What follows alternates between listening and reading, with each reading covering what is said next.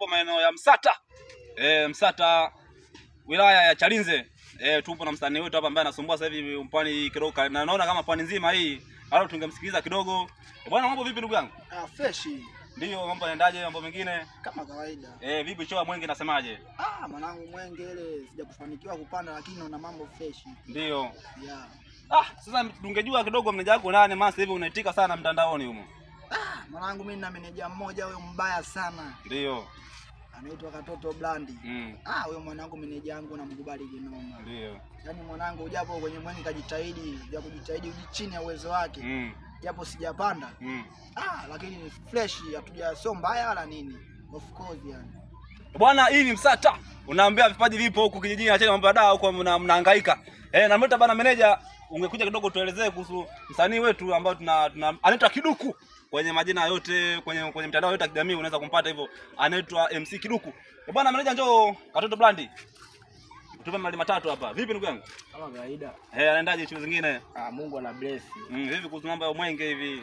Kwenye Mwenge nimejaribu kupambana sana msanii wangu ili kupanda, ili kufanya vizuri, kutrendi. Lakini naona kama vile hajatutendea kusema kweli. Mimi pia binafsi nimeumia. Sababu gani?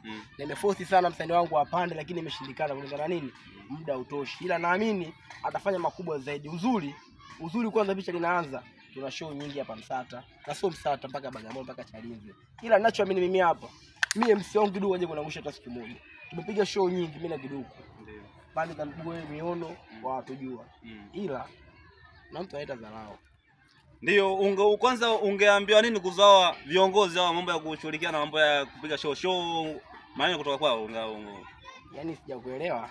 Yaani wao ambao wamefanya mpaka hujapanda kwenye Mwenge. Ungetupa kidogo maneno ambao labda wakayasikia na akafanya juhudi na wasanii wengine wakawa wanapanda ambao wana vipaji vyao viko chini.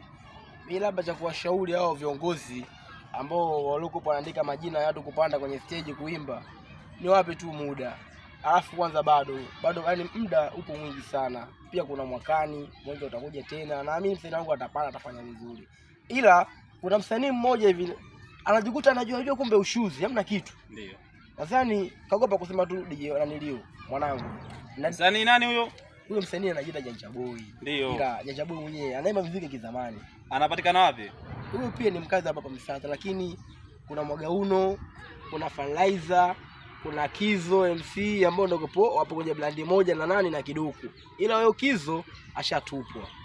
Ajui kuimba, ajui Fanlizer kuimba, ajui Janja Boy kuimba, ajui Mwagauno kuimba, ajui. Hapa Msata sijaona msanii kumsumbua.